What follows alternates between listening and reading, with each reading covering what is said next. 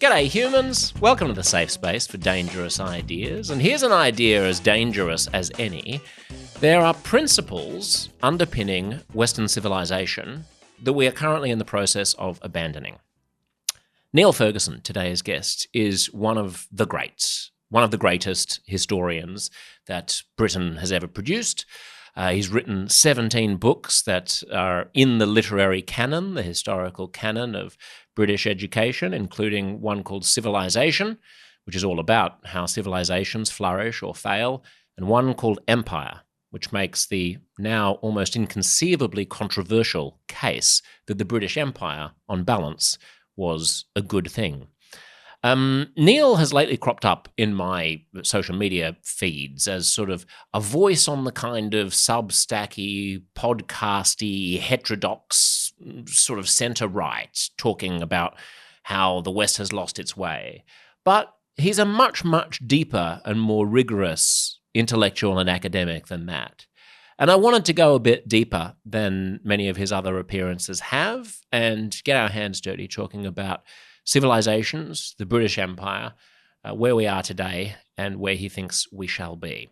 We sat down in Westminster in London on the afternoon of the American presidential election. We didn't yet know that Donald Trump was going to beat Kamala Harris, so forgive any ignorance on our part if we speak in roundabout ways about the coming future of American democracy, but it's a fascinating conversation nonetheless, and even more salient now that we do know there will be a Trump administration number 2. Please enjoy, as much as I did, the one, the only, Niall Ferguson. Exactly. Well, thanks for making time for us. We've just eaten a crab sandwich, to the listener, if they're not aware, which was delightful. Now we've got coffees. I've heard you say that if Scotland became independent, that it would probably be less like Scandinavia, which is what most Scots think it would be, and more like the Balkans. And that got me thinking, what makes Scandinavia different from the Balkans? Well, it's partly a cultural phenomenon. If you look at the World Values Survey, which is quite a good way of thinking about these things, there is a quite distinctive Scandinavian legacy, which you can find in most of the Scandinavian countries, and which explains why they are, relative to the rest of the world, very progressive on a whole range of issues. And the Scots would like to imagine, or at least some Scots, certainly Scottish nationalists, would like to imagine that they would fit right in with Sweden or Finland. And it's just not true. Because if you look at the attitudes of the Scots, they don't map onto Scandinavian attitudes at all well. The thing that was very striking to me was a recent poll on the question of transgender rights. Now, you can't really get more work on this issue than the Swedes. But in the UK, the most conservative responses to the questions came from Ayrshire, where I spent part of my childhood. Now, Scotland's interesting because it had a really bloody Reformation, and in a way it's not quite over because there's still a deep sectarian divide between Protestants and Catholics in Glasgow, where I grew up. And it has shaped Scotland's culture in a number of interesting ways. One is that Scotland's quite a violent place. It's much more violent than England. Do not get into fights in pubs in Scotland. You're just much more likely to get a bottle in the face than in England. And so Scotland isn't really like Scandinavia at all. It's much more reminiscent to me of the Balkans, where people drink a lot and are quite violent. And that's the terrible truth about Scotland. We drink a lot and are quite violent. Does that mean that the reasons why Scandinavian countries flourish to the extent that they do are all cultural? No, very few things are all cultural. Because what really matters when it comes to flourishing economically and also having political stability is just how institutions are set up. And this is one of the central themes of my work, going all the way back to Empire and then a book called Civilization. The insight is that if you set institutions up so that people are incentivized to respect property rights and not to engage in violence and so forth, then it doesn't really matter what their culture is. If you've got the incentives right, behavior will improve.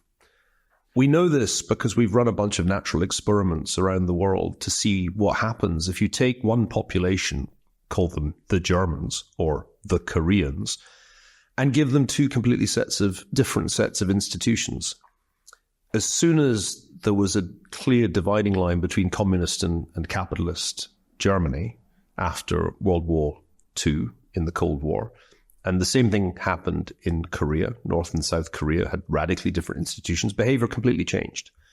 So I don't think we should invest too much in cultural explanations of historical divergence. But doesn't that contradict your thesis about Scotland then? Because presumably an independent Scotland would have the same institutions as the UK. The interesting thing about Scotland is that its institutions are quite different from England's because it has a different legal tradition. And although Scotland's monarchy united with England's in 1603 when James VI inherited England, we actually own England. But the English, I won't tell anybody. They forget this, but it's really, we basically inherited in 1603. And then the parliaments were fused in the early 18th century, 1707. But the legal systems were never merged. They're fundamentally very different because England has common law and Scotland has a Roman law tradition. So the institutions in Scotland have long been very different. And this is a really important reason why Scotland and England, despite being parts of the United Kingdom of Great Britain and Northern Ireland, are really distinct countries still. They do things differently there. And that's why I attach more importance to things like the rule of law, the legal system, than to nebulous notions of culture. Because what is Scottish culture? It's very different if you've grown up, as I did, in the middle-class Protestant west of Scotland, as compared with friends of mine who grew up in working-class Catholic East End of Glasgow. These are two completely different cultures, so different that for most of my childhood I thought they were the most extreme different culture, the most extremely different cultures that could possibly exist. It came as a shock to me to find that there were people even stranger than Catholics out there in the world. Right, but I'm interested, as you are, in why some societies thrive and others don't. So just to clarify, if you transposed the rule of law and the justice system of Scandinavia onto the Balkans and vice versa, what would happen? Things would change. People would adapt because the institutional rules would have... In other words, the Balkans would become Norway? Not immediately. But if you run the experiment, because these things don't happen very often. Sure. But if you run the experiment of taking a population and changing its rules, changing the institutions, changing the incentives, then behavior does tend to adapt. Now, it's not likely that Sweden's going to conquer Serbia, nor the other way around. So this is a hypothetical discussion. But what we do know is that where there are radical changes in institutions, behavior changes. This happened all over Eastern Europe with the end of communism. Right. And let me give you two interesting cases. Poland, which had been under communist rule for much less time than Ukraine, as Ukraine had been part of the Soviet Union and Poland had not, really quite quickly recovered the notion of a free market and a democracy that was free based on open elections and a free press. Poland was a huge success after the collapse of communism, partly because Poland's educated class had never really accepted communism. Ukraine, having been part of the Soviet Union and therefore having had communism for much longer, took and has taken much longer to emerge from the mindset of Homo Sovieticus. And that's the kind of thing that's interesting to me. Why was that? Well, partly because it wasn't possible to have the kind of privatization that happened in Poland, where the state-owned assets ended up being quite widely, the ownership became quite widely distributed. In Ukraine, as in Russia, a relatively small number of oligarchs acquired the property that had previously belonged to the state. And so the outcomes were different pretty quickly in the 1990s. And this has continued to lead to very significant divergence of paths. The Polish economic performance has been vastly better than Ukraine's since 1990. And that's a really interesting illustration of my central point. The reason that Ukraine stayed poor can't be cultural. Why? Because these countries we're talking about have borders that were quite drastically reset after World War II. And what is today Western Ukraine was, up to World War II, Eastern Poland. And so when we talk about national cultures, we're not really able to be very rigorous with countries like Ukraine and Poland, because it depends how fast we think culture changes when that population that you mentioned. Cultures don't change rapidly, so that there's still a difference, noticeable difference between Western and Eastern Ukraine.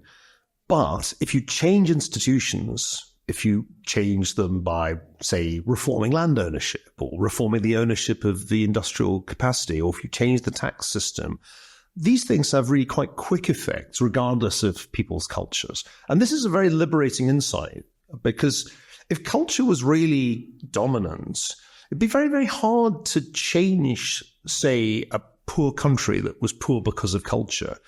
If, for example, Hinduism sort of predicted relative poverty, that'd be really discouraging, would have been very discouraging for India in the 1990s when it seemed trapped in poverty. But it wasn't really Hinduism that was the problem. It was just that the way India was governed, had been governed since independence, wrapped the economy in red tape and really reduced incentives to be entrepreneurial. So the liberating argument of the book Civilization is that it's not your culture, religious or otherwise, that determines your fate.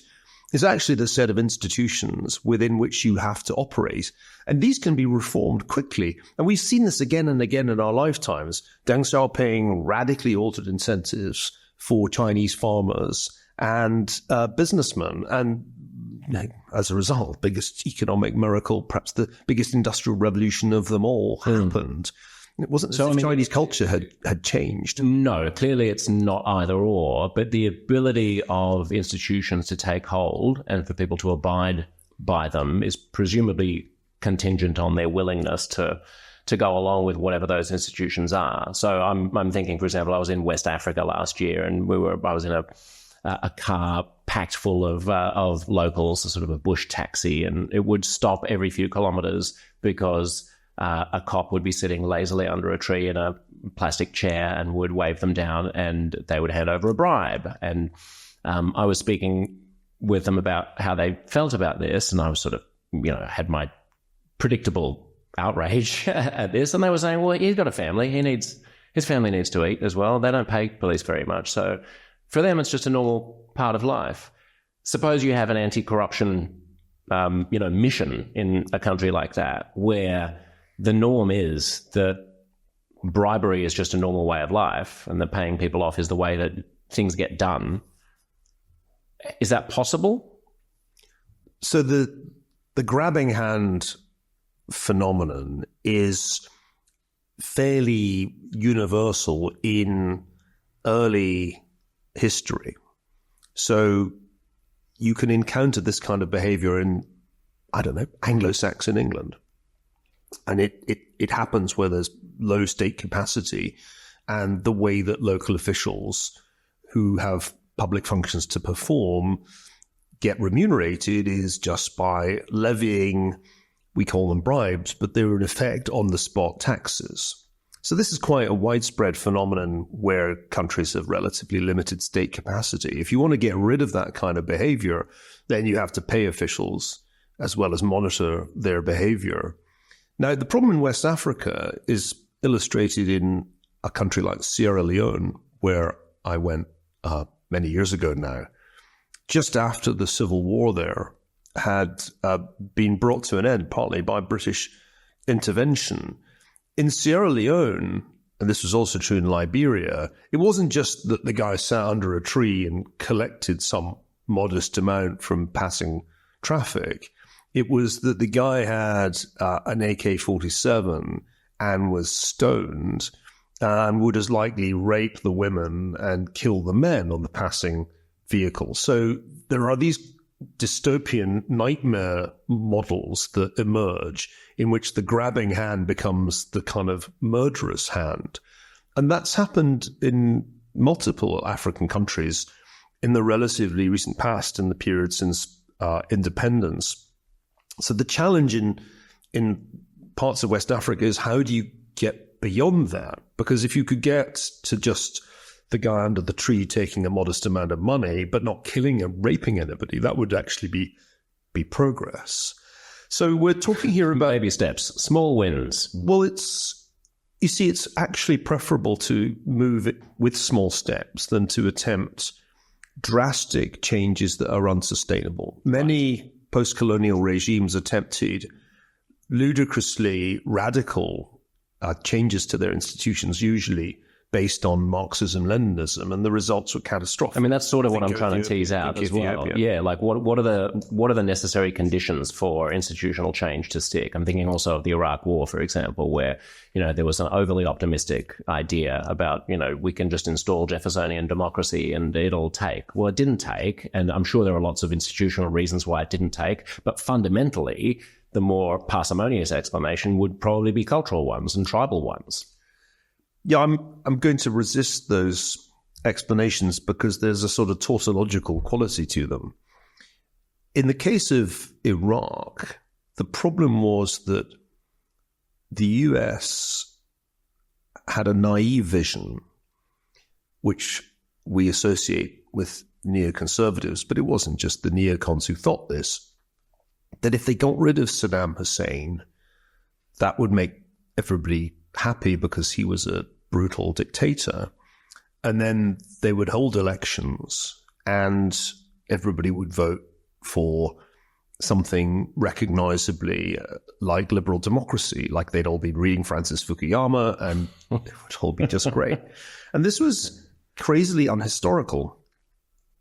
I remember asking somebody in Washington in 2002, before the invasion, what the template was, what was the model for post-Saddam Iraq. And she replied, she was in the US government, that they saw post-communist Poland as the model. And I said, well, have you ever been to the Middle East? Because it's really quite different. The biggest difference in the case of Iraq is that you have this big division between Sunni and Shiite Muslim communities, as well as the Kurds. And so you have high stakes risk of one group sort of gaining control and then taking it out on the others. That's the danger with democracy in pretty much any multi-ethnic setting, that the winner takes all and the most numerous will likely win. That was the great worry for the Sunnis, that the Shia were numerous and were going to end up taking control. And then secondly, and this was the thing that policymakers really underestimated, because neighboring Iran is predominantly Shiite, it would be tremendously beneficial to Iran to have Saddam overthrown and replaced with the Shia majority government in Iraq that they anticipated they'd be able to control. So the unintended consequence of thinking that you could kind of have post-communist Poland in Mesopotamia were really large and very nasty. There wasn't, in other words, a shortcut. Because you can't just hold elections, hand out copies of the end of history and go home.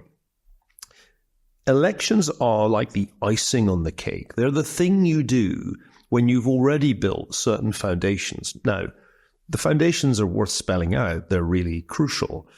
You really do need the rule of law to exist and private property rights to be respected and courts to function. What do you mean by the rule of law? Well, it varies, of course, because if I talk about the rule of law in England, I mean something very different from the rule of law in Iran. In Civilization, I tried to spell it out and say that the rule of law based on Sharia does not seem to have particularly benign outcomes. The rule of law that we associate with England, with the common law, has been a very successful operating system for a market-based society in which disputes get resolved non-violently through the courts. And so the rule of law that seems to work very well is this common law system, which the British exported, or I should say the English exported, wherever they went, including in North America and in Australia. And by that, you basically just mean don't resolve disputes interpersonally, take it to an impartial other source. Much more than that. The common law is all about the accumulation of precedent rather than there being a code. The Roman law tradition is to have a codified system of law. This is the law, and then officials implement it. The common law system says, this is how we've done things. And when the last time this came up, this is what the judges ruled. And so it's an organic system that evolved over many centuries in England. And this system of common law was then exported, still having this organic quality. And it's a tremendously good operating system that people in the English-speaking world take for granted. They find it hard to imagine that the system of law that operates in Muslim-majority countries is radically different in almost every way because it derives from Sharia. So the rule of law is important, but there's another thing which is important, which is the idea that civil society has an autonomous role in which people organize themselves into associations or societies to deal with local problems that don't require the government to intervene. This was a very distinctive feature of North American society that Tocqueville was struck by, great French political thinker Alexis de Tocqueville. When he traveled in the United States, he was really struck by how much Americans did locally through voluntary associations without the government needing to get involved. To the Frenchman, this was strange because he came from a tradition in France where whatever happened in provincial France, you expected somebody from Paris to solve the problem. So there are these important preconditions for the success of democracy. It really helps to have the rule of law established with private property rights. And common law seems to do relatively well, though. You can have a civil law system that does well, too. And then you need some tradition of civil society where people self-organize and don't require officials to come and tell them what to do. These are very distinctive traditions which evolved in the English-speaking world first, though versions of them existed in Western Europe. And they're very different from how China ran, or how the Ottoman Empire ran, how the Oriental empires operated. And that's, I think, a really important insight. If you want to have free and fair elections, you really do need those things to be in place. If you just come along to somewhere without those traditions and say, right, everybody gets to vote for the first time, we're doing this differently from now on, the immediate response in a society with a strong ethnic division is, we've got to make sure the other guys don't win this, because if they do, the first thing they'll do will be to use the state to reward their own people and screw us. I mean, even if there's not a strong ethnic division, I mean, I'm thinking of Gaza when the Bush administration, after Israel pulled out of Gaza in 2005, was very starry-eyed about democracy. And this was a post-9/11 period when they really wanted the democratization of the Arab world, or so they thought. And so they pushed hard for elections in Gaza rather than a more moderate reform. So Gazans were faced with this impossible choice of this moribund, corrupt Palestinian Authority or this jihadist death cult. And we all know what ended up happening. Right. So, I mean, are we a little bit too besotted then by democracy, qua democracy? Well, I think we were. And it wasn't perhaps entirely surprising because the events of 1989 to 91 were exhilarating. If you were a conservative, it seemed as if the ideas that Margaret Thatcher and Ronald Reagan had come to personify, that we need free markets and we need democracy, we mustn't have overpowerful unions, we are individualists, but we care about our families. All those ideas suddenly won. I mean, they won more completely than we'd ever dared hope for in the mid-1980s. One of the great turning points in my life was the fall of the Berlin Wall. Do you remember it? I do. I missed it by about 48 hours because I was living in Berlin. That's quite a funny story, actually. I was living in Berlin as a graduate student, finishing off my doctoral dissertation, which was about the hyperinflation of 1923 in Germany. And I was also subsisting by doing journalism. I did journalism really to pay my way through grad school. Those were the days when journalism would pay your way. Yeah, I don't think it would work now, but it pretty much worked then. And I was covering Germany for British newspapers. And in the summer of 1989, when I was living in Berlin, I wrote a piece that never got published. But my suggested headline was, "The Berlin Wall is Crumbling." And my observation was that for the first time since I'd been there, significant numbers of people from East European countries were coming from East Berlin, taking the S-Bahn, the railway, across to West Berlin, which previously just had not happened because travel restrictions were being eased in Poland and elsewhere. Well, that piece never got published. And the reason it never got published was that, according to the deputy editor of the day, the editor thinks you've been listening to too many Ronald Reagan speeches.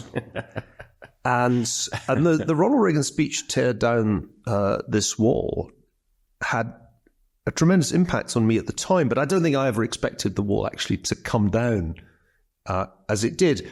I was back in Oxford for the viva voce exam for my doctoral dissertation the night the wall came down. And it was so tantalizing. The wall was coming down. The exam was on the Monday. I think must have been Saturday when the wall came down. And there was the terrible kind of fork in the road. Was I just going to throw up the exam and go and watch history being made, or stay and be a historian? I chose to stay, and therefore had to listen to these historic events on the radio during the night. It was a remarkable When time. did you get back to Berlin? Not long afterwards, once I'd done the exam. And what was it like? Extraordinary, because we had gone from this Cold War, Len Dayton, John le Carré divided city, which was quite creepy because the East German regime was nasty. And you knew if you were British American or French, you could cross over into East Berlin, but you knew you were being followed and watched, and it was... Had you gone into the East? Yeah, I did it quite often. Okay. I mean, I was fascinated by it because it was extremely important for me to see how real existing socialism was in practice. I also went to the Soviet Union. And what struck you about it, about East Berlin? An unfree society is a scary place because you have no rights. You have no rights. You, at any point, are liable to arrest, arbitrary detention. I was only protected by my British passport and the four-power agreement that dated back to the end of World War II, but one sensed the fear and the wariness. So my first encounter with an unfree society, a really unfree society, was East Germany and then the Soviet Union in its final phase. And I tell you all this because it's important as an explanation of my joy when it all fell apart, my jubilation at being able to go to East Germany in 1990 and drive around. And there was just suddenly nothing left of that regime. It had collapsed utterly. And people were euphoric, not just at reunification, but at the freedom that implied. It took a while for the economic downside to manifest itself for people in what was East Germany and became the 5 new Länder, the 5 new provinces. And it was exhilarating to see this extraordinary domino effect as one after another of these regimes went down.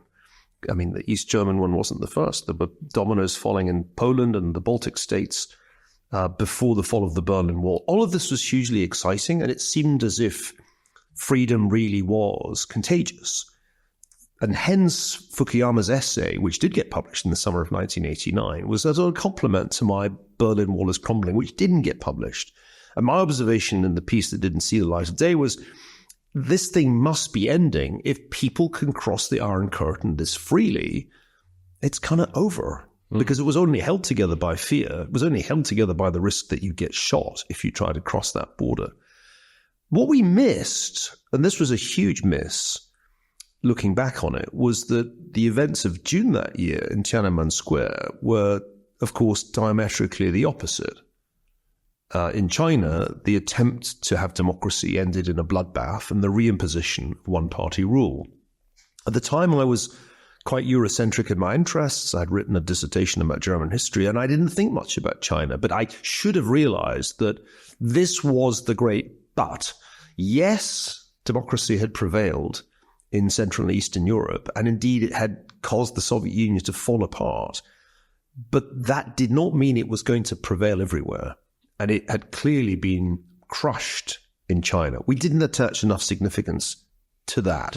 But I tell you all this to explain why, by the time we get to 9/11 and the aftermath of 9/11, there were still people in government who had been around, maybe as junior officials, when the great miracle of 89-91 happened. The United States and its allies won the Cold War without firing a shot. The evil empire collapsed, mostly peacefully. There was relatively little violence.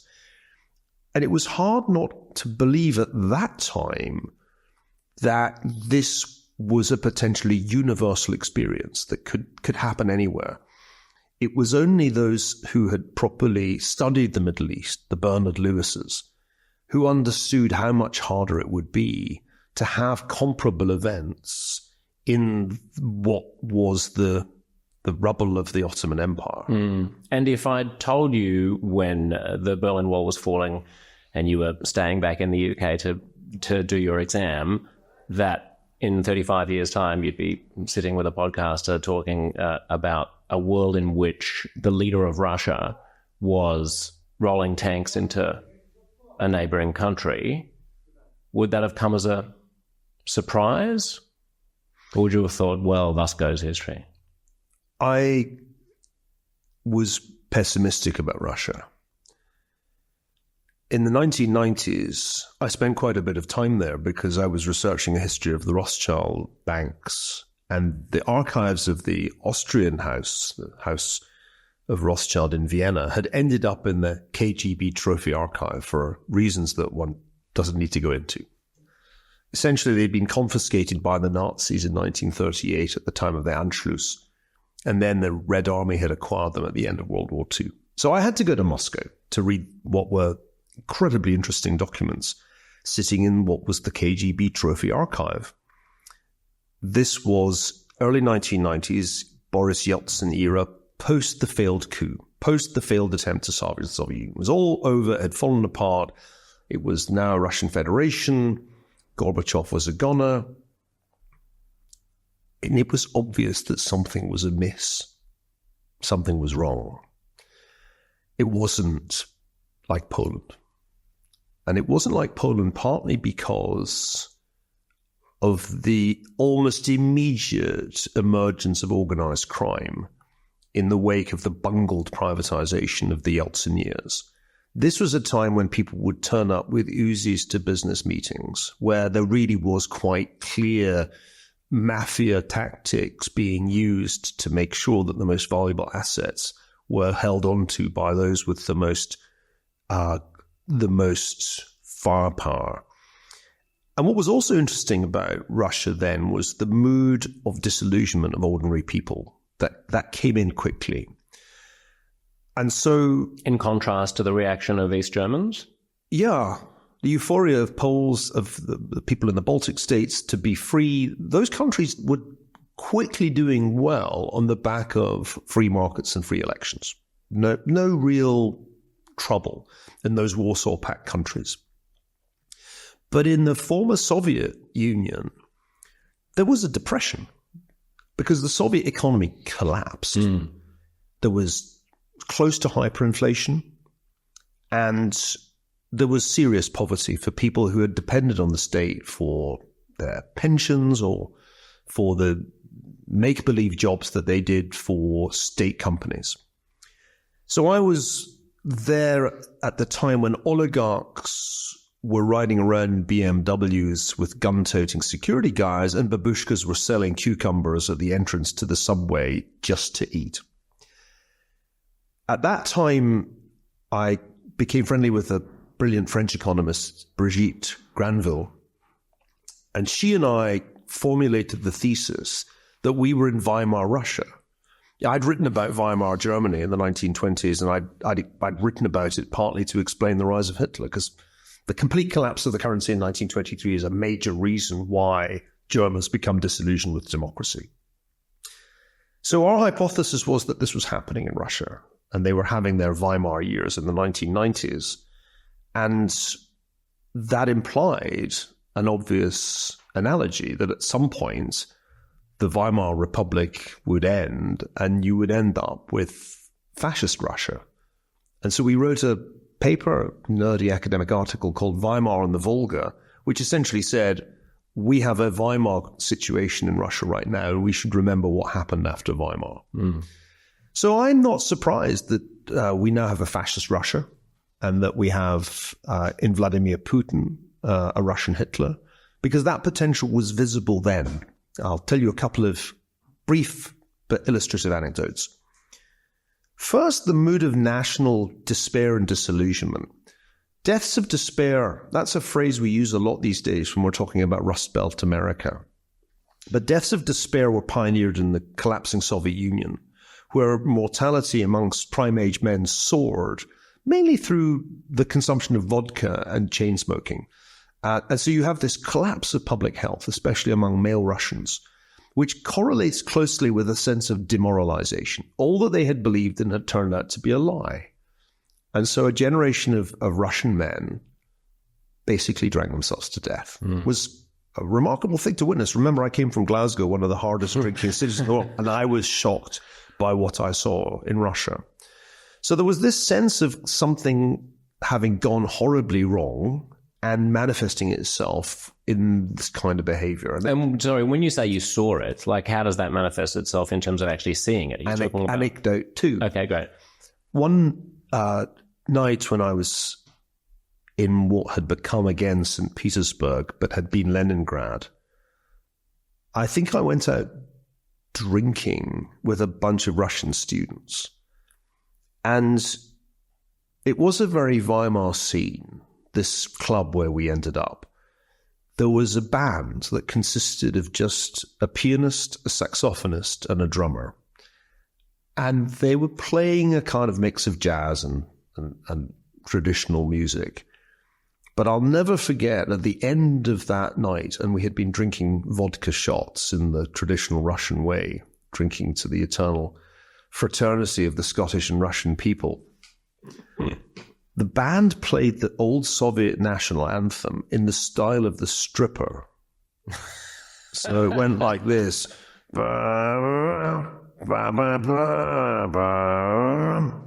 And everybody sang sarcastically the old Soviet national anthem.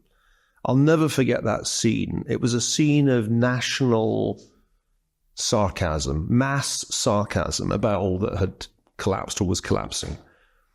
I also remember kind of waking up in the street, not quite remembering where I was staying. And luckily it wasn't winter or I wouldn't be here, because I did somehow make it back to the hotel. But it was that atmosphere that told you Russia was not going to go the way of Poland.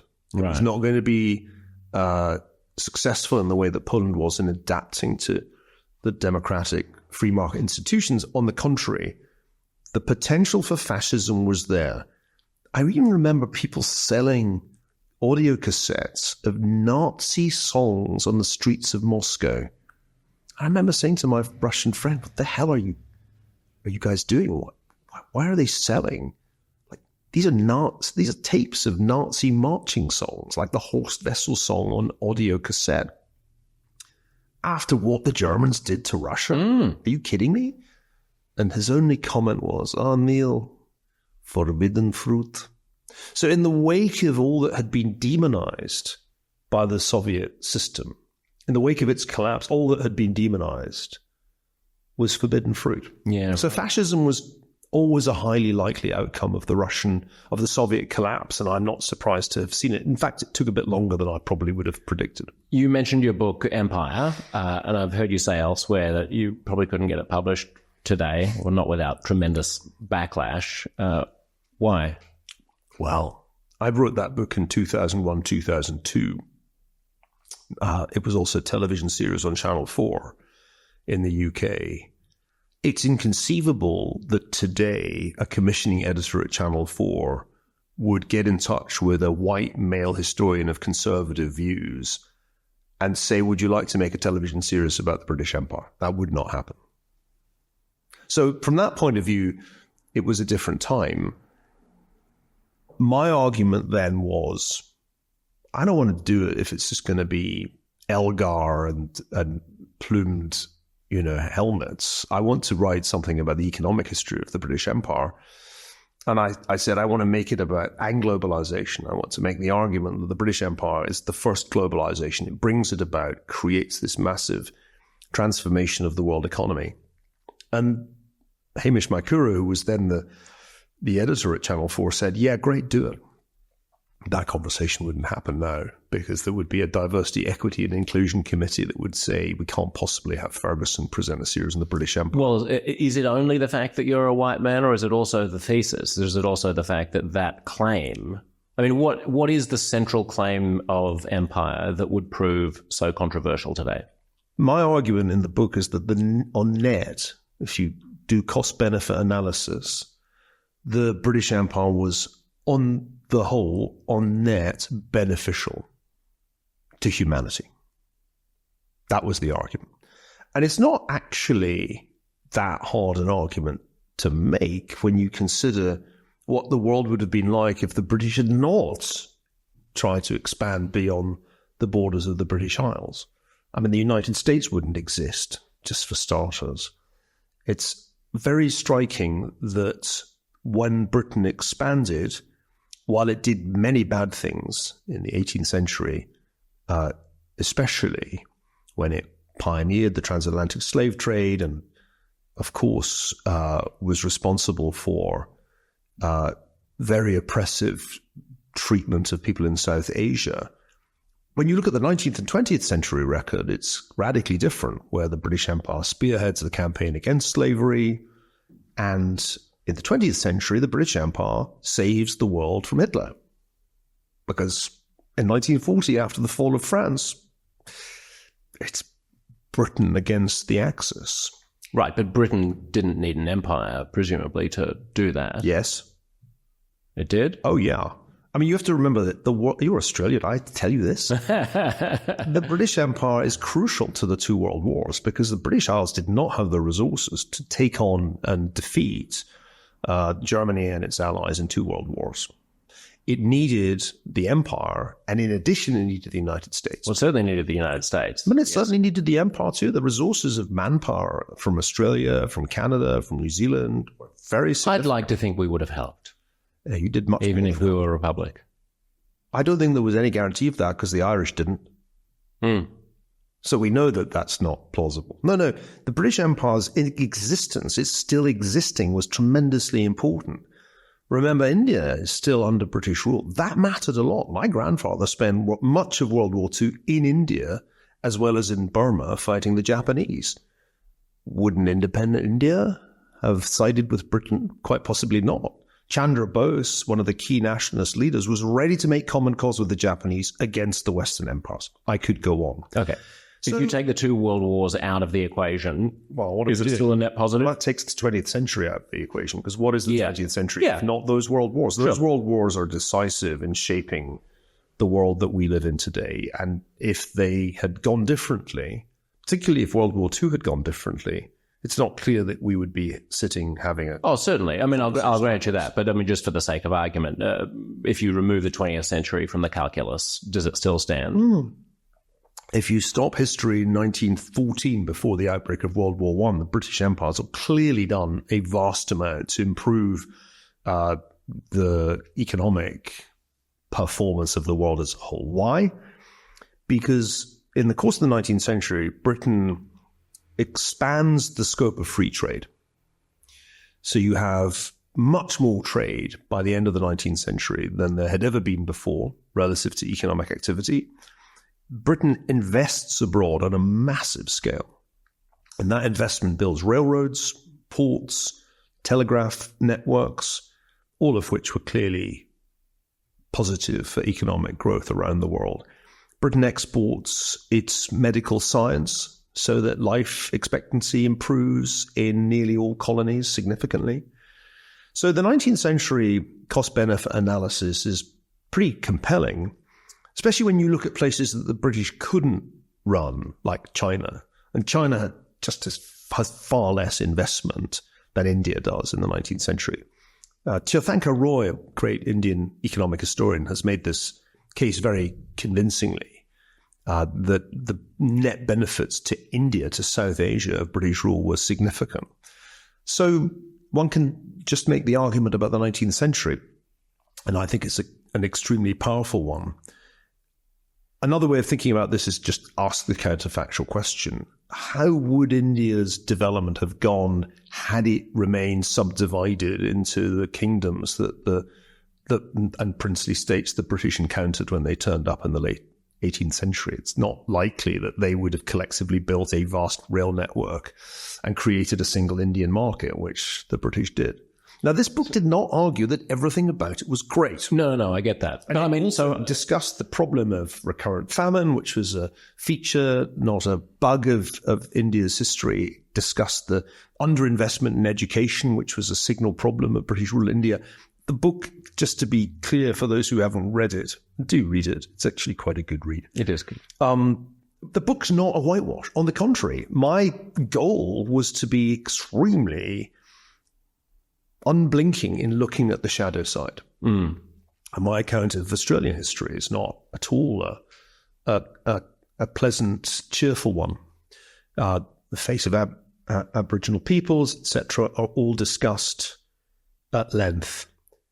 But the central point the book made was that if you look at all the costs, all the debits, and then you look at all the benefits, all the credits, there's a substantial net benefit. So the social justice anti-colonialist response would be that perhaps consequentialism is the role prism through which to look at this, and there are more fundamental rights that civilizations have, just as people have them, and that maybe a more sort of Kantian view is appropriate, that regardless of whether or not there's a net benefit, a civilization, a people's, has a right not to be occupied by a more powerful empire.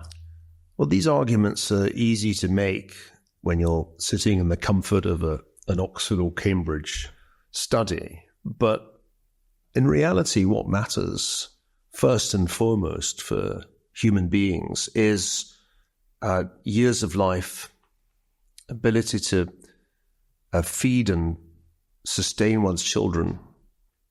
Those are the fundamental things. Right, but for First Nations people, sometimes those metrics have declined, but you could offset that with the benefits to the white invaders for the way that we currently live in Australia, just to take Australia as an example. Then there might be a net benefit, but if you remove the utilitarian component and simply say, well, did those civilizations who were living there have the right to continue living the way that they were?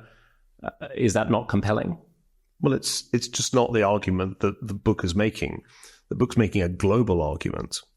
The subtitle was How Britain Made the Modern World, not... Right, but I'm not really asking you about the book. I mean, I'm also asking you about I suppose, the morality of empire. The counterfactual question that you're implying is, wouldn't it have been better if the British had just stayed at home? So let's just imagine that world. Let's imagine that world. So the British stay at home, but by the way, we better keep the French at home too. Oh, and we better keep the Belgians and the Germans at home too. So we're going to keep them and the Portuguese at home. So the Europeans all stay home. And do the Russians stay home? Does everybody just stay in Europe? Is that the counterfactual? Because if we keep the British at home but let the other European empires expand, I don't think that turns out better, because all those empires actually had substantially worse human rights records in almost every case. So there's that problem. So first of all, you've got to imagine a world in which no European empires form. Right, because the counter argument to that chess move is to say, well, yes, it was a time when everybody was robbing banks, but that doesn't make it okay to say, well, we robbed the bank, but if we hadn't done it, somebody else would have. Therefore, it makes it okay that we robbed the bank because we're nicer robbers than the others would have been. That's not a relevant analogy here, because part of what's interesting about the expansion of empire is that it's partly the expansion of rule of law, not the expansion of bank robbing. So let's just think about the counterfactual world that that you want us to think about. And this is a world without European empires. Is it a world without empires? No. Because the Europeans are late to the empire game. There's a huge empire in China that goes back centuries. There are warring empires in South Asia. There are empires also still intact in Central and South America. The Aztecs are still in business because you kept the Europeans at home, remember? So that's all still carrying on. So your world is a world of non-European empires. It's not a world without empires. And who knows who would have turned up in Australia and when they would have turned up. The counterfactual of Australia just being left untouched, I mean, is an appealing one, I suppose. But one has to imagine what that Australia looks like if nobody else shows up. So do you think the population would have been very large? Well, the population of First Nations Australians would have been larger than they currently are. Right, but how much larger? Well, probably in the single-digit millions rather than the tens of millions that it currently So has. in other words, you're basically assuming that there would not have been industrialization. I think you'd have to assume that. Right. Yeah. So hunter-gathering societies, not even agricultural societies, would have continued. Yeah. I mean, there are a million different ways this could go, right? It could look like the Solomon Islands or Papua New Guinea, or it could look like, what was the Marvel movie where Wakanda in the, one thing's for sure, it wouldn't have been Wakanda. And the point about Wakanda is that it's a kind of ludicrous fantasy in which modernity spontaneously happens in an undisclosed part of Central Africa. Really? Does anybody seriously believe that counterfactual? Because they shouldn't. It's absolutely clear that modernity does not probably happen in Australia or Central Africa or Central and South America without European expansion, because modernity is invented in Western Europe. The ideas of the scientific revolution, the ideas of the Enlightenment, which are fundamental in paving the way for industrialization and a massive improvement in human living standards and lengthening of human lifespan, those ideas originate in Western Europe. Now, in a counterfactual world where those ideas just stay in Western Europe and don't go anywhere else, you're condemning the rest of humanity to short, as Hobbes said, nasty, brutish, and short lives and extremely low standards of living. That's your counterfactual world. And my argument is that's a much less attractive world. It's a much, much less benign world. And that's not just a utilitarian argument, remember, because it's important that the ideas of the scientific revolution and the Enlightenment do spread everywhere, because they are the keys to unlocking not just higher per capita gross domestic product, but they're the keys to lengthening human lifespan. I mean, life expectancy in the pre-modern world is like 20. I mean, you can have the world stay like that and everybody either in hunter-gathering or subsistence agriculture, but it would be really hard to make the claim that that was a preferable world. And that's, if one thinks it through logically, what the anti-colonial theory implies. So what's the proper relationship today then between modern countries and their indigenous populations? Because there's been a major shift over the course of my adult life from one of sort of fairly benign, guilt-ridden neglect, throwing a bit of money at the problem but not really wanting to make a big deal out of it, to quite a radical transformation such that it's at the forefront of national consciousness. Your aeroplane lands in Australia and the purser comes over the PA and does a land acknowledgement about the land that you're on. We just had a referendum about whether or not to create a new body for Indigenous Australians. Luckily, you voted against it. So what is should we have an unruffled and guilt-free attitude towards our colonial past? Should there be some form of restitution for lands and profits that were taken? Where are we? History is important. One needs to know the history of one's country. Canadians are going through a comparable process, New Zealanders too. And this is all part of the very excellent activity of trying to understand history and understand it properly. People in North America have been thinking more deeply, including in the United States as well as Canada, thinking more deeply about these questions. But guilt? I'm not sure really what that achieves. I mean, what is intergenerational guilt anyway? Is it my fault? Am I personally liable for things that were done in the 18th century? I don't see how that can possibly make any sense at all. No, I don't think it's moral liability. I think the claim, or at least there probably are silly people who claim that there's moral liability, but I think the stronger claim... word guilt. Or guilt. But I think the stronger claim would be that there are subtle ways in which we're benefiting off that history. Well, I mean, there are subtle ways in which we're all benefiting from the achievements of previous generations. The question is whether it makes sense to pay reparations from one part of society in the 2020s to another part of society because of things that were done hundreds of years ago. And I think that, from a purely practical point of view, is a silly idea, as well as one that's likely to be divisive. What was good about the referendum in Australia was that people decided against creating a special status and even a special institutional representation for Aboriginal Australians. You're all Australians, and that's Jacinda Price's position, and I agree with that. I mean, in the end, that's the key. In every case, the question is, are we treating Indigenous peoples equally before the law? And if we didn't in the past, that's a bad thing. And it's good that we stopped treating them differently. But I think the reparations debate, whether it's in the United States or anywhere else, is a silly debate, because we're really talking about things that were done so long ago that nothing positive can be achieved by what would be an enormously complex bureaucratic undertaking. Well, what if we're talking about things that didn't happen very long ago, like children being taken away from their families and put into foster care, into white foster care, and that sort of thing? So, which is within the living memory of but what people. What exactly is achieved from a legal point of view in saying, in fact, that was illegal and there was a crime committed and therefore compensation should be paid?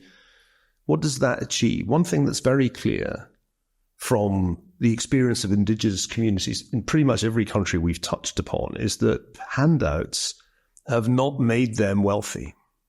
On the contrary, what we observe in most of these communities is that a dependency culture has been associated with high levels of alcohol abuse and, as Jacinda Price has argued in Australia, domestic violence. She's an Indigenous senator, for our American listeners who aren't familiar. She's a conservative Indigenous. Future Prime Minister of Australia, in my view, an extraordinarily impressive person who can, of course, speak much more eloquently about these things than I can. But the point is that what's made their community, her community in Alice Springs, like the community in northern Montana of Blackfoot that I am more familiar with, what's made those communities miserable has been dependence, has been handouts, has been given money from the state and told, now get on with being modern. That hasn't worked. So why would reparations be any different? So well, I mean, that's a slightly, whether it would work is a slightly different question from whether or not it would be just. No, there are 2 points. One is statute of limitations. This all happened a long time ago, and it's not. And at the time the things were done, they were not illegal. So we can rewrite the laws of the 18th and 19th century. If in the 1950s there had been a big childcare corporation that it turned out had been abusing children, then one could imagine a moral case for saying that they should be held accountable and there should be reparations paid. There should be some kind of compensation to those people who might be elderly now, who were children who were taken away from their parents. The same rationale. We've moved a long way from whether the British Empire was a bad thing. Yeah, I mean... We're now into whether there should be litigation against people who ran foster homes. I'm interested in your ideas about all of it. I mean, if you want to pursue a legal case and you can find people who were wronged, who should be paid out of the people who made money from running those places, good luck. Good luck to you. I think there are better things for us to do than those things to make the world a better place. But if you want to pursue those legal cases, I wish you good luck. It's just that's not what we began discussing. What we began discussing was whether...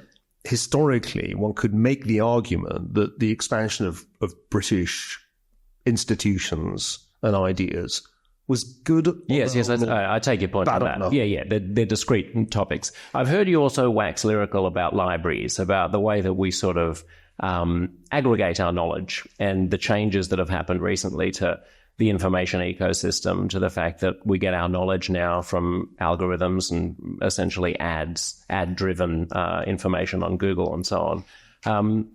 I wonder what you think that is doing or has done, especially in the past 10 or 20 years, about the way that we talk about these things. I mean, my show touches on a whole bunch of controversial issues, and many of your books are also provocative in the things that they talk about and have become increasingly toxic and delicate to touch. How should we be consuming information, and how should we be talking about it? Well, I believe in books. I mean, podcasts are not a substitute for reading a book.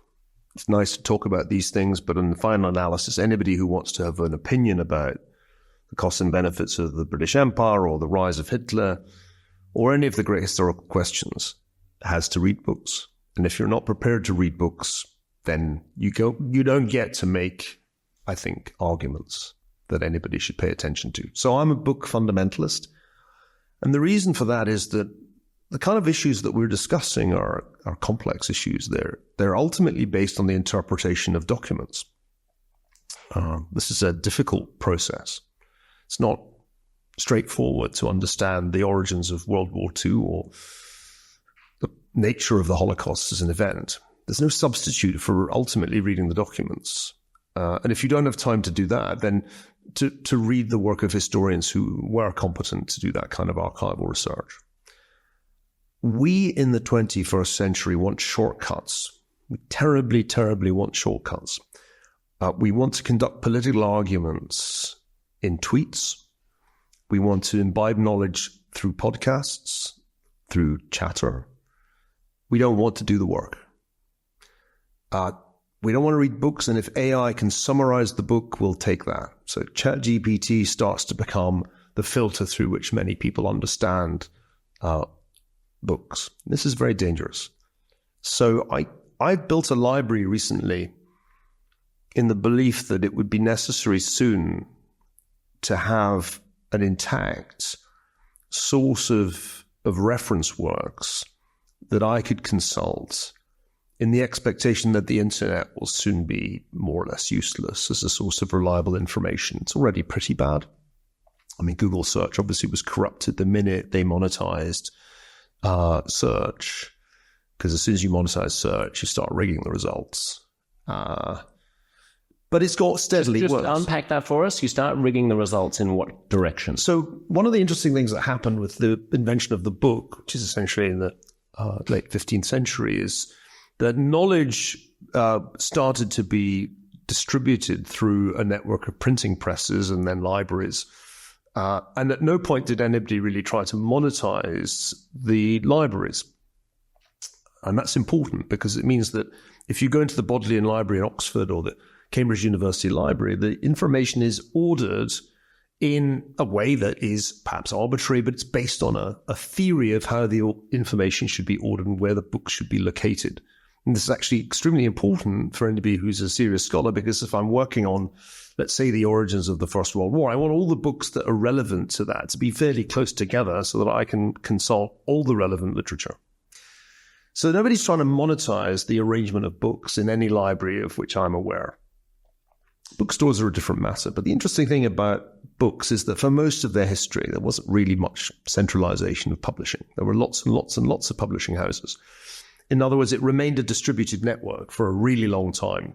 And it's only in the recent past that the number of publishers has started to shrink, and soon there'll just be one publisher called Penguin, Random House, Simon & Schuster. That'll be that. But we come to this very late. So the distributed network of knowledge in the form of printed pages is a tremendously important thing. The internet promised something similar when the layer called the World Wide Web was created by Tim Berners-Lee, a distributed network in which information would essentially be free. But the minute the network platforms began to monetize search, as well as to monetize other things online, then the arrangement of information on the internet was compromised. because immediately you are monetizing through the auctioning of ads. Your incentive is to structure the information to maximize your revenues from advertising sales. So really the original sin is that. That makes the internet, that compromises the internet as an organizer of information pretty quickly. And then you can throw into that cauldron AI, which is now making it even worse. I mean, the fatal thing is non-human generated algorithms. Content. Once non-human generated content starts to dominate, which it soon will, then it becomes entirely unreliable because the artificial intelligence just generates made-up stuff. It just makes it Is there a glimmer of hope in that, in the sense that there will be an exodus towards human-curated content once the artificial stuff becomes too much of a morass for people to countenance? If I were an optimistic person, I might say yes, but I'm not. I think what happens is that it will take years for people to realize how completely contaminated the information on the internet is becoming, because it will be ever more seductive, attractive, engaging. Their eyeballs will be ever more strongly drawn towards the clickbait. And it'll just be a few strange people like me who will retreat into libraries on the Celtic periphery and simply stop using the internet as a source of information. That will happen, but it will be extremely slow. And the people who see the problem will be few and far between. We'll be like the Irish monks in the Dark Ages. Well, look, the ones who actually retreat to the libraries may be few and far between. But I think the problem is one that a lot of people are aware of. And I mean, whilst I agree with you that the book is the ultimate repository of knowledge, if the tweet is kind of the worst version of all this and the book is the best, there is a spectrum in between, in which I think podcasts reside somewhere in the middle, where a podcast can either be seen as the worst version of nonfiction literature or the best version of a tweet. And if the alternative is that people are listening to this instead of reading tweets, then that's one win in the direction of the book. My now 12-year-old son said to me 4 years ago, I think, when I had just published a book called Doom, cheerfully titled The Politics of Catastrophe, and I'd done many, many podcasts to promote the book. And he asked, his name is Thomas, "Dad, have you considered the possibility that a podcast is an alternative to buying the book rather than an incentive to buy the book?" And I had a horrible realization that he might be right, and that the more we talk about our work on podcasts, the less people are actually inclined to read it, because they think, well, I've just done an hour and a half and 2 hours of I don't believe that logic, just from my own personal experience. I buy quite a lot of books because I hear interesting people on podcasts. I worry about the cannibalizing effects of podcasts. It probably has a little bit. But I mean, really, if a person thinks that they got everything that they need to out of you from a podcast, are they the type of person who was ever going to buy a book? I don't care about the type of people who buy my books as long as they buy them. So social media has created some kind of worsening of an echo chamber effect. I think we're all aware of this. Like, we're all kind of... The other side seems weirder and less comprehensible to a lot of people than it used to. Partisanship, division, miscomprehension, the willingness to interpret one's opponents as the worst possible version of themselves rather than the best. Is there an escape hatch to any of this? I mean, the book would be a good one, but where do you see us all going? I mean, you can wear your pessimist or optimist hat on that one. Well, I'll wear my skeptics hat. I've been reading a lot of David Hume recently, and although people think of Hume as a philosopher, he was also a historian, and his History of England is a wonderful book because he approaches the history of England with a kind of sardonic detachment, as if the antics of the Anglo-Saxon and the medieval and early modern monarchs are just a kind of human comedy. So let me approach it in that spirit. I wrote a book called The Square and the Tower in 2017. It was published in 2017, so I wrote it 8 years ago, in the midst of the 2016 election. I just moved to Stanford, so I was living for the first time in close proximity to Silicon Valley. And I wanted to understand this new world that we had entered a world in which Twitter was a platform of considerable political importance and Facebook of even greater importance. And I came to the conclusion that we had unwittingly allowed the internet, the World Wide Web, to be precise, to be centralized without quite meaning it. We hadn't quite meant it to happen, but it had happened. The structure had radically altered from a distributed network to a highly centralized one in which a few network platforms were aggregating our data, making money from doing so, vast amounts of money, and structuring information in a way that was designed to maximize their revenues. And so at every turn, the incentive of the network platforms was to promote user engagement. So much is obvious. And this was why polarization was the leitmotif of the last decade, because the way you get the eyeballs to stay on the screens is not to offer boring centrist objective truth. You want to outrage and engage. That became the basis for the new politics of our time everywhere, to varying degrees. And we're still in that world because that's the world in which the election going on as we speak is taking place. Everybody kind of knows that's bad. They understand that it's bad, even as they're entirely unable to detach themselves from the outrage machines and the doom-scrolling addiction. But what nobody really knows is what to do. So there's a problem which is not really easily solvable. You can choose between the panopticon or the hellscape. So if you want to regulate, censor, filter, content moderate, you call it what you like. If you want to make sure that dreadful stuff doesn't appear online, then you're in the censorship business, ultimately. And you can do that because Section 230 of the Communications Decency Act gives the platforms complete latitude to suppress what they don't like. They're perfectly allowed to do that. But that way leads to the panopticon, because you have not only the power of censorship, but the power of surveillance. The problem is if you say, well, we don't like that, we want to have free speech, we want the First Amendment to prevail, unfortunately you end up in the hellscape, because then it's a complete free-for-all, not only for humans, but for bots, and therefore that's the choice.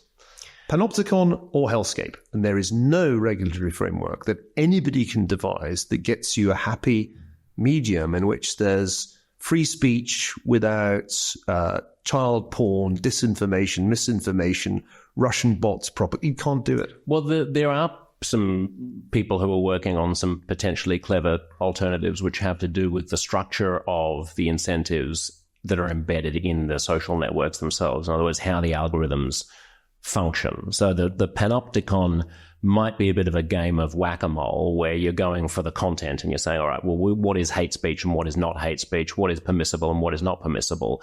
That seems like, quite apart from being dystopian, it's probably also a fool's errand.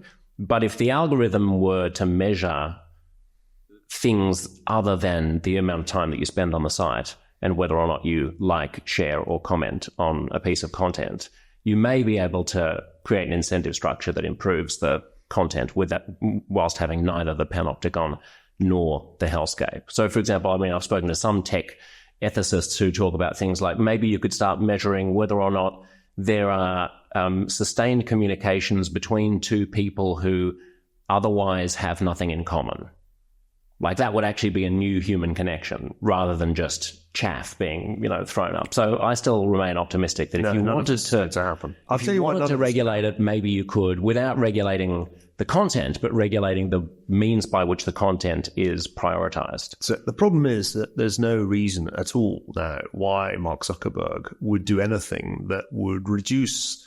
No, you'd have to force him. Revenues, because he needs all the money he can get to buy Jensen's chips, the GPUs from NVIDIA, for the AI arms race that he's engaged in with the... He also needs his personal trainer, who's obviously very good, very expensive. I don't think that's the constraint. The constraint is the massive capex that these companies have to do if they're to win the AI race. And so there's just no way that the internet is not going to be monetized for all it's worth Our data will be monetized for all they are worth in order to finance the arms race in AI. And that's why all this talk of reform is for the birds. All right, let's talk about that arms race. I know that you think that we sometimes spend a bit too much time thinking about catastrophic outcomes and not enough time thinking about, we're just primed to think either about utopian futures or dystopian futures. And in reality, we just sort of keep muddling along.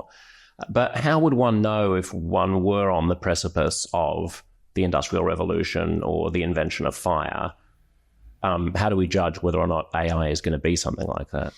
Well, it's obviously the most important question of the moment, probably quite a bit more important than who will be the next president of the United States, because the technological possibilities of having intelligence superior to human intelligence are no longer the stuff of science fiction. The time frame within which artificial general intelligence could be achieved keeps getting shortened by the experts. I'm not an expert, but the fact that we seem to be moving very rapidly in the direction of a sufficient scale of computational power that we can get close to replicating and maybe even superseding human knowledge has to be taken very seriously, because we're creating a new kind of intelligence, and we call it artificial, but that's actually a euphemism. We should call it inhuman intelligence, because it's non-human intelligence. It can compete, it can replicate, it can imitate human intelligence, but it is profoundly different from human intelligence. That's point one. So in other words, we are building the aliens within us, amongst us. Secondly, nearly all major technological innovations are used for both good and ill. But the one that is very striking here is nuclear fission. So most people have been reminded of the importance of that breakthrough by the movie Oppenheimer. The question I ask people is, since the discovery of nuclear fission, which have we built more of? Nuclear missiles or nuclear power stations to generate cheap electricity? And the answer by 2 orders of magnitude is the missiles. We've built way more nuclear weapons than we've built nuclear power stations. So that's a clue as to how AI represents a problem. We'll certainly weaponize it. It's already being integrated into weapon systems. It's not an identical analogy because clearly nuclear fission is a very specific technological breakthrough, and large language models are part of a wide range of advances in artificial intelligence. And so it's not a perfect analogy. I mean, also, you just have to assume they will be weaponized. You could also just add to that analogy, though, the number of, if you change the definition from how many have been made to how many have been deployed, you've only had 2 deployments of nuclear weapons in anger so far. And you've had thousands of peaceful nuclear reactors. So the key here is the so far part. Remember, in 1962, we very nearly had World War III because a Soviet submarine commander gave the order to fire a nuclear torpedo at US naval surface ships. And we avoided it by a hair's breadth because by chance a superior officer was on board the submarine and overruled him. So we nearly had World War III. There was another near miss in 1983, though it wasn't quite so close. We are in a world in which the number of nuclear weapons is once again rising rapidly because China is building an arsenal that will ultimately be comparable with the Russian and American arsenals. Nuclear proliferation is going to be one of the themes of our children's generation because the non-proliferation regime is going to break down. It's already in the process of breaking down. And so nuclear weapons will be used again. And who are you thinking about as being the main causes of the breakdown? Iran? Well, there are a number of reasons why nuclear proliferation is going to happen, even more than it already has. One is that if you look at the situation of Ukraine, you see what happens to a country that gives up nuclear weapons. And it's not a pretty spectacle. You also see in the behavior of Putin what you can do if you have nuclear weapons and are prepared to threaten to use them. So anybody who's paying attention knows that if Iran acquires nuclear weapons, that poses an existential threat to Israel. It's probably a matter of weeks away from being able to do that. That's why as we speak, there is an escalating war between Israel and Iran. Are you saying Iran is a few weeks away from being able to build a weapon? Yes. Do you think they will? I think they'll be stopped. I think they will have to be stopped.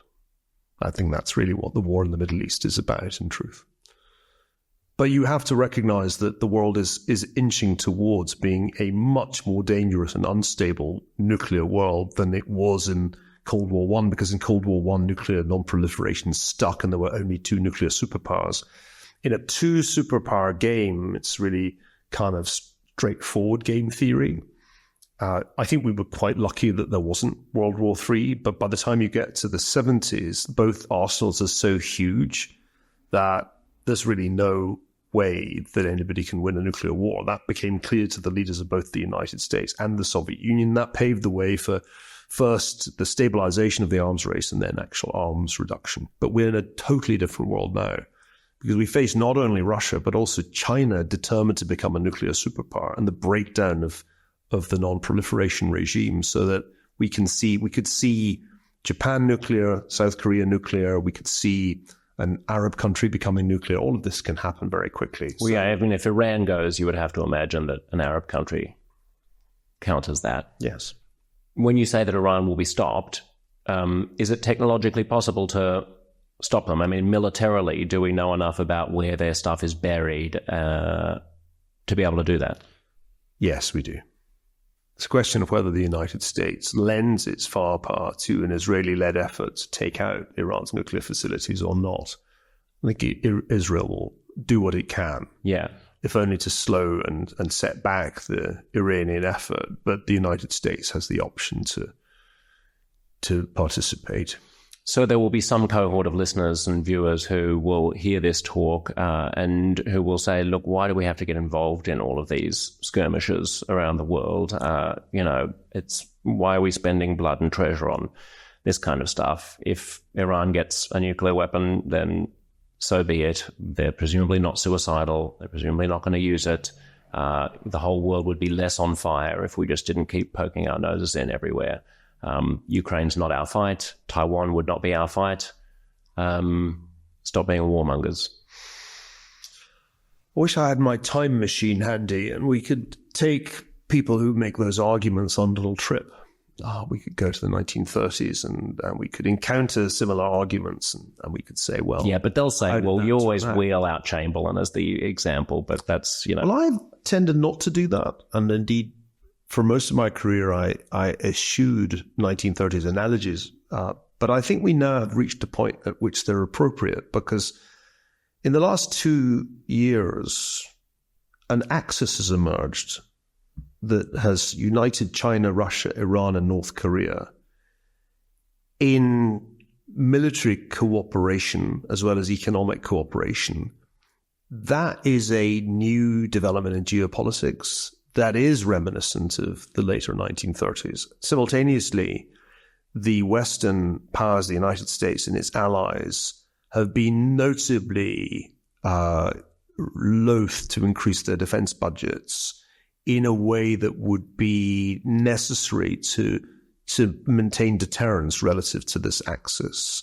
So defense budgets were cut drastically after the end of the first Cold War, and now we're in the second Cold War, but they haven't really significantly increased. And indeed, the dynamics of welfare expenditure and debt interest mean that the defense budgets will continue to get squeezed. So we really find ourselves in, and I would say this is the first time this has been true in my lifetime, in the 1930s predicament. And that's why arguments that somehow it'll be a peaceful world if we just leave them alone are plausible. So will it be a more peaceful world if Ukraine is just handed over to Vladimir Putin? Will he just sigh with satisfaction and repair to his dacha? No, of course, the next thing he will do will be to attack Lithuania, probably, Moldova, probably. So we know what fascist regimes like his do. They don't just say thanks very much any more than Hitler said thanks very much for Czechoslovakia. In the same way, if we simply say, oh, it doesn't matter if Iran gets a nuclear weapon, How will we feel if it uses it against Israel and turns out to believe all that it has said since 1979 about wiping Israel off the map? I mean, sometimes it's good to take regimes like the Iranian regime both seriously and literally. They seem certainly willing to empower genocidal organizations like Hamas. That would suggest that the nuclear weapon they're building is not just a kind of insurance policy. And of course, China's not building nuclear weapons for decorative purposes. They're building nuclear weapons in order to engage in precisely the kind of behavior Putin's engaged in, namely to threaten to use them in order to achieve territorial gains by conventional means. And Taiwan is clearly the next shoe to drop.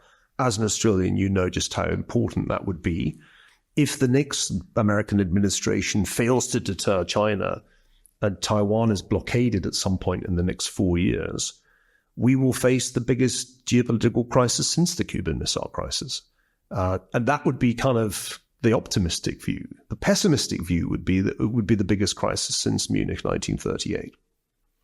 Should we have called Putin's bluff earlier in the Ukraine war and poured everything we had into Ukraine and not put the conditions that we put on how the Ukrainians use our military hardware? Because at that time, Putin was making nuclear noises and saying, well, I might consider using a tactical nuke in Ukraine, and we were sort of scared off by the prospect of World War III. Was that a mistake in hindsight?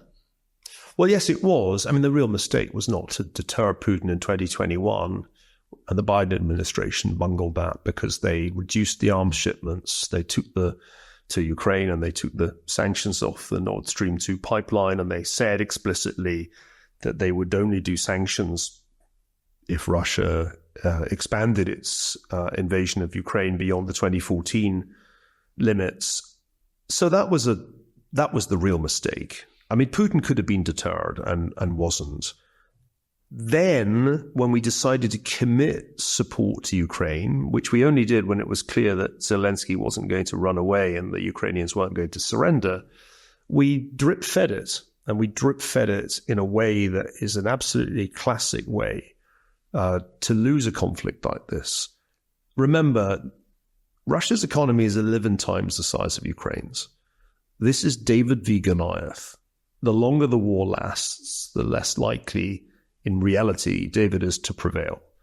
And so we had to win that war quickly. We had to get Ukraine into a position of strength so that the war could be ended while Ukraine could still hold up. We failed to do that. It should have been ended in 2022 when the Russians were in flight from Kharkiv and Kherson. We failed to do that.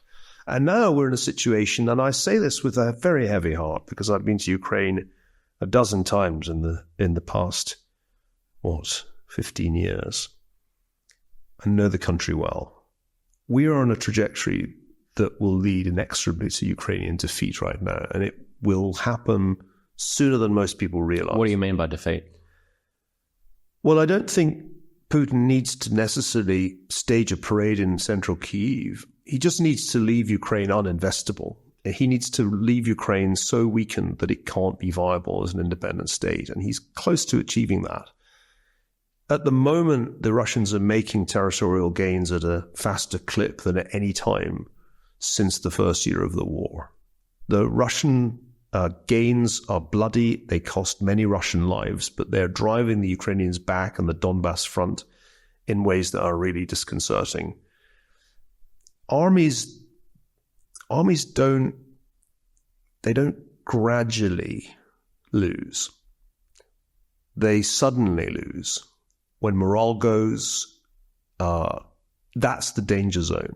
When you're outmanned and outgunned the way the Ukrainians are, and when your army has been sustaining very heavy casualties for a protracted period of time and there are not adequate reserves, that is not a good situation for any army to be in. People don't understand how bad the situation is at the front because they naively imagine there is some kind of tie or draw. There are very few draws in war, especially when one side is massively stronger than the other. And in this case, when one side's allies are supplying way more hardware than the other side's. And right now, Russia gets a lot of hardware from China, Iran, and North Korea, and it's now getting men from North Korea. We're not sending men. So the whole thing is completely asymmetrical now. I mean, the Ukrainians have fought with extraordinary bravery, but they're not supermen. The average age of the Ukrainian army is 44. It's a very, very, very tough assignment we've given them, which is to degrade Russia's military capability, quote unquote. But you can only do that for so long. So unless we change policy drastically and soon, we're going to be presiding in the next year over a disaster. A massive Western foreign policy disaster. Meaning that Putin takes Kiev or no? He doesn't need to win.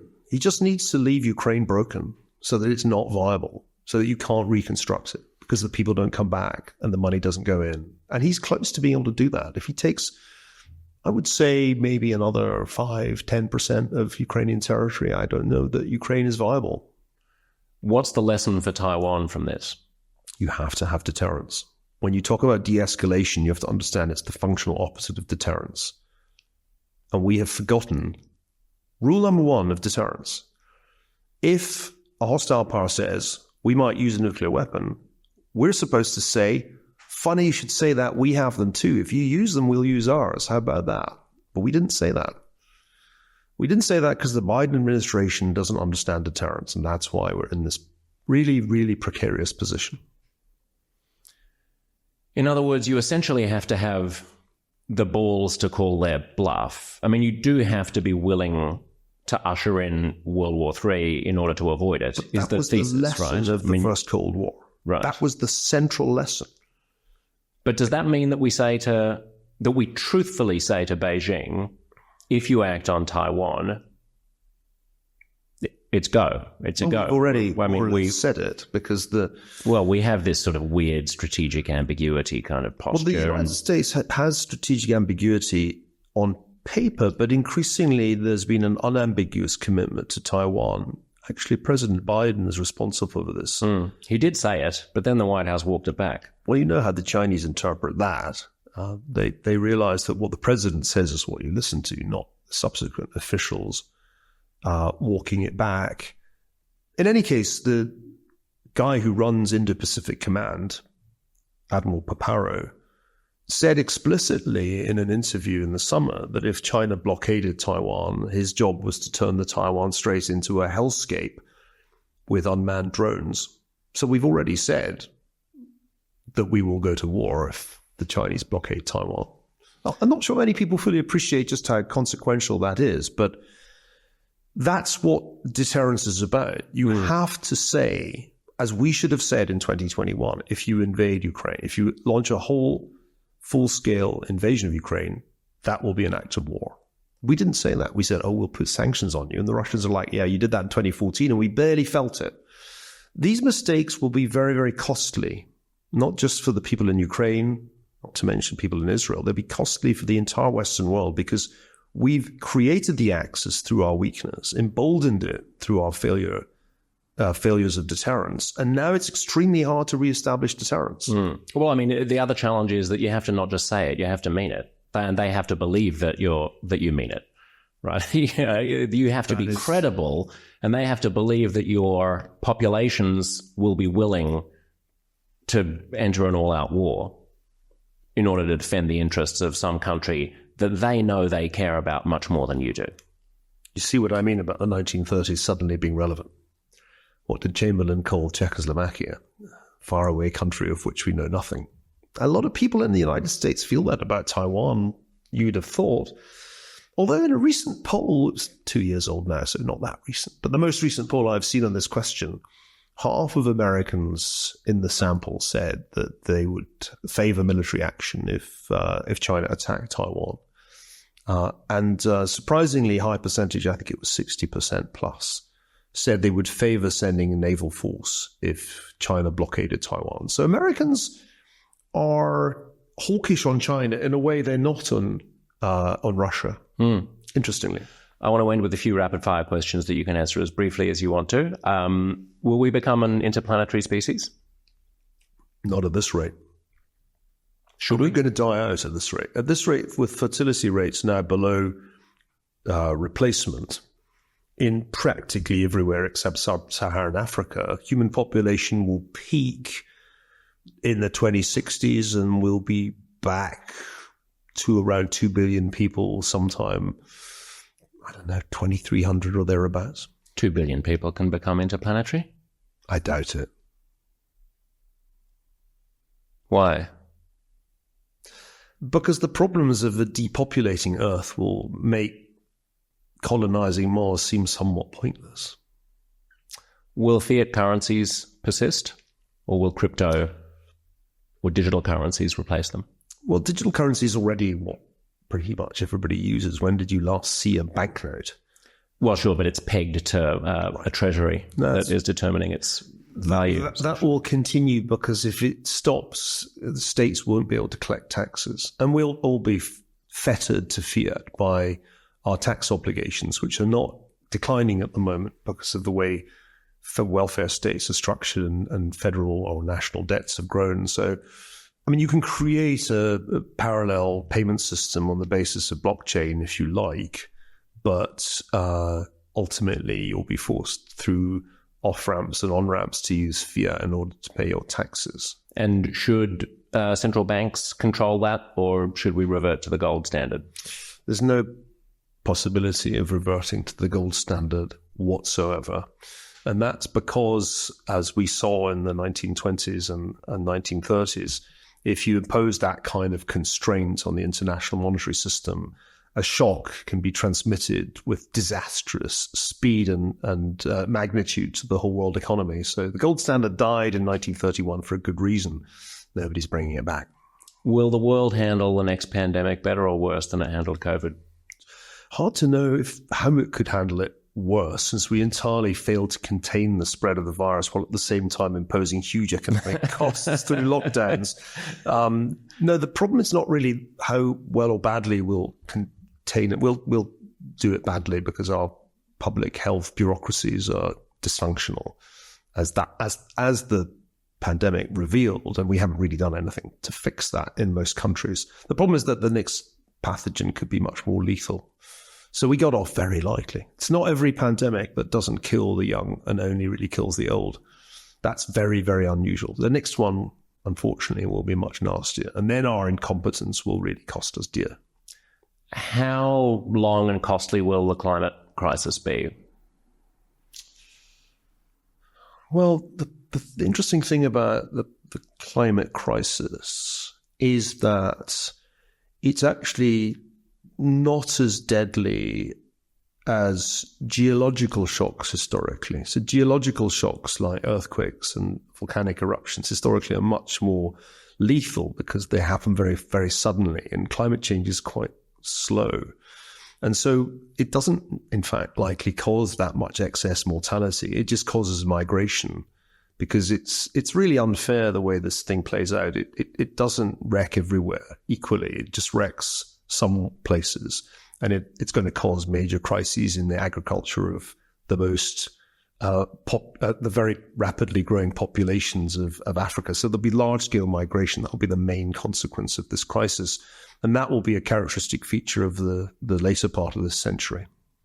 Is television better or worse than it used to be? I don't know, because I never watched it.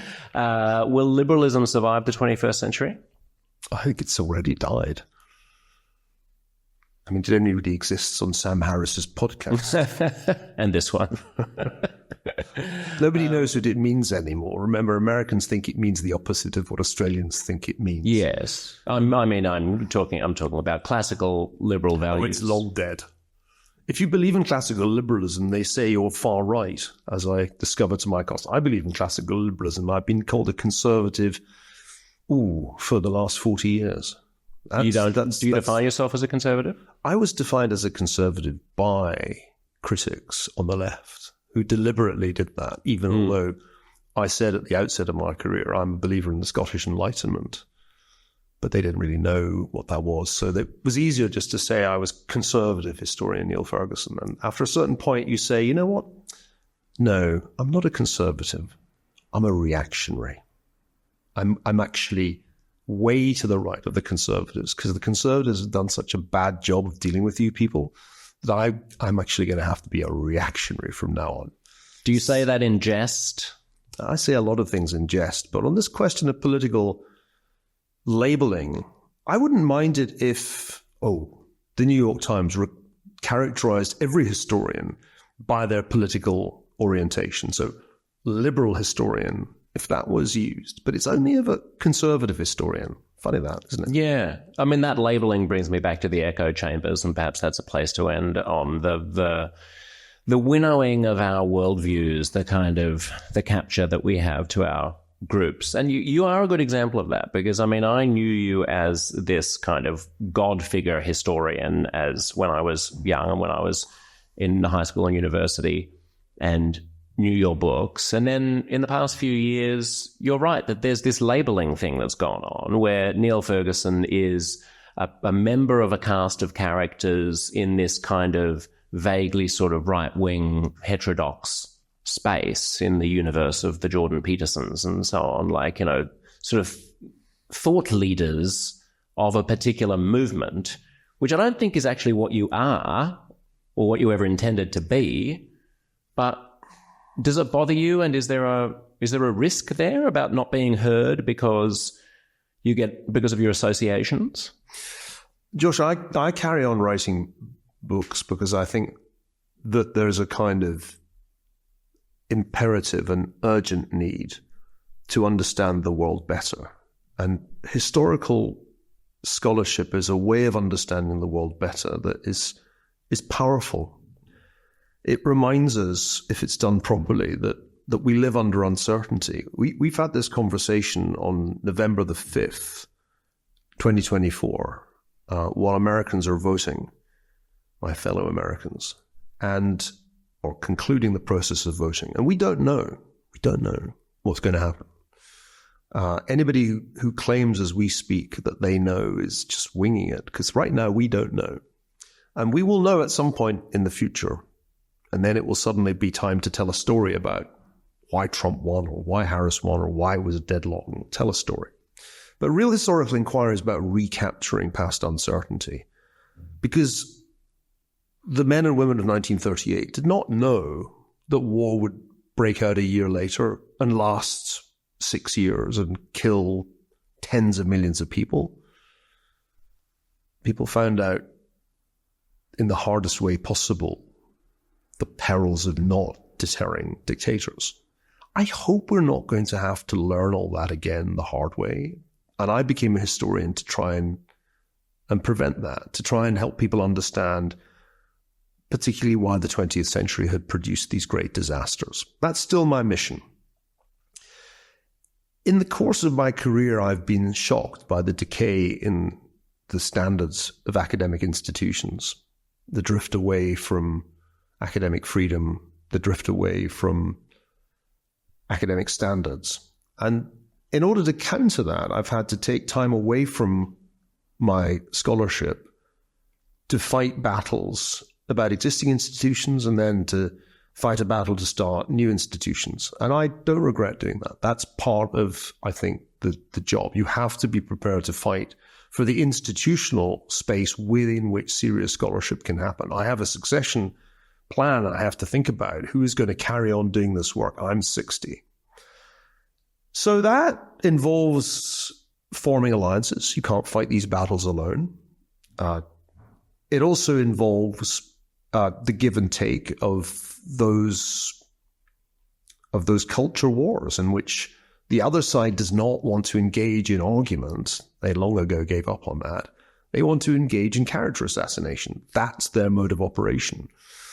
You can lie back and have your character destroyed, or you can fight. And I choose to fight. Niall, fabulous to talk to you. Thanks for your time. Been a pleasure.